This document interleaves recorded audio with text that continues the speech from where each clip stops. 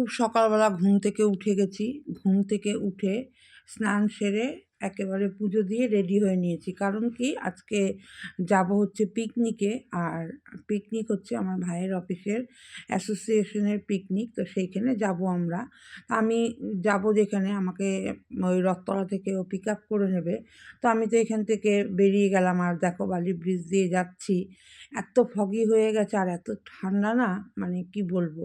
তো এখান থেকে আমাকে রথতলা থেকেও পিক আপ করলো। আর আজকে আমরা যাব, পিকনিক স্পট হচ্ছে সাহেবকুঠি। সেটা হচ্ছে ওই আমরা যেখানে দাঁড়িয়েছিলাম তার থেকে 10 মিনিট। তো এখানে চলে আসলাম দেখো। আর চলে আসার পরে ভেতরে ঢুকতে ঢুকতে দেখছি জায়গাটা অসম্ভব সুন্দর আর ভীষণ মেনটেনেন্স হয় জায়গাটা। দেখো, দেখলেই বোঝা যায় যে একটা পাতা কোথাও পড়ে নেই। তো এখানে দেখো খুব সুন্দর, দেখেই তো ভীষণ ভালো লেগে গেছে পিকনিক স্পটটা।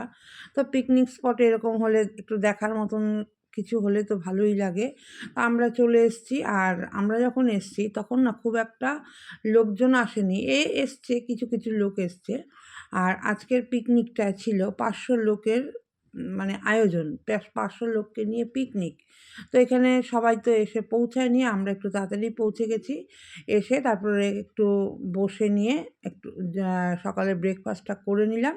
করে নিয়ে তারপরে দেখো এখানে চতুর্দিকটা ঘুরে ঘুরে দেখছি, এত সুন্দর। আর পাশেই গঙ্গা, আরও বেশি আকর্ষণীয়।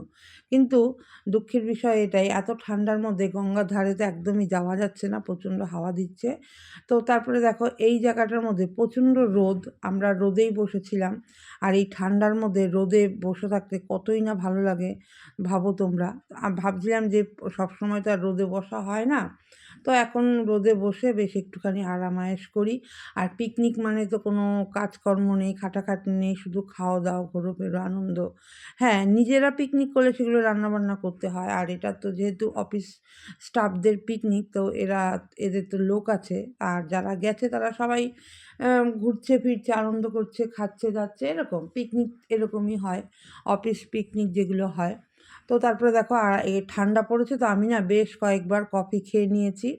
কফি খেয়ে রোদের মধ্যে বসে আছি। তারপরে দেখো আস্তে আস্তে সব লোকজন তো আসতে শুরু করেছে। এদিকে আমার ভাই, ভাইপো, ভাইঝি, আরও যারা বাচ্চা কাচ্চা আছে সব ফুটবল খেলছে। কেউ ফুটবল নিয়ে গেছে, কেউ ব্যাডমিন্টন নিয়ে গেছে, কেউ ক্রিকেট নিয়ে গেছে। বড় বড় যারা ছেলে তারা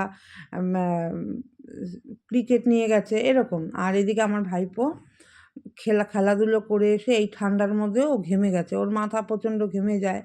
ওর মা আবার কী করছে, মাথা মুছিয়ে দিয়ে ওর গেঞ্জি চেঞ্জ করে দিল, কারণ ভেজা গেঞ্জিটা পরে থাকলে ঠান্ডা লেগে যাবে। তো এই করে হয়ে গেল দুপুরের টাইম। আমরা দুপুরে লাঞ্চ নিয়ে বসেছি। দেখো এখানে আমরা সবাই বসেছি লাঞ্চ নিয়ে। আর লাঞ্চটাও বেশ গরম গরম দুপুরবেলা, খাওয়া দাওয়াটা তো বেশ ভালোই হলো। তো খাওয়া দাওয়ার পরে তারপরে একটু, আর বললাম না শীত ভীষণ, মানে ঠান্ডা লেগে গেছে। আর তারপরে গঙ্গার ধারে। আর এখানে দেখো ওই সন্ধ্যের যে সূর্যাস্তটা, সেটা একটুখানি তোমাদের সাথে শেয়ার করলাম। এবার পিকনিকের প্রায় শেষের দিকে, কারণ সন্ধে হয়ে আসছে, সন্ধে হয়ে আসছে বলতে 4টে বাজছে। 4টে বাজা মানে একদম শীতের বেলা, পিকনিক কেমন হলো? প্রায় অন্ধকার অন্ধকারে হয়ে আসে। তারপরে দেখো পিকনিক কেমন পেছন হলো? হয়ে গেছে, কিছুই দেখা যাচ্ছে না। তারপরে সব ফেরার পালা। আর এদিকে দেখো পিকনিক হবে আর নাচা গানা হবে, সেটা তো হতে পারে না। তো এক ঝলক নাচা গানাও হয়ে গেল। এবার আমরা ফিরছি গাড়ির দিকে। প্রচণ্ড ঠান্ডা, আর বসে থাকার মতন আর সাহস হচ্ছিল না। কারণ কি, এত ঠান্ডাতে আর ভালো লাগছিল না। তারপরে এসে পড়লাম গাড়ির সামনে।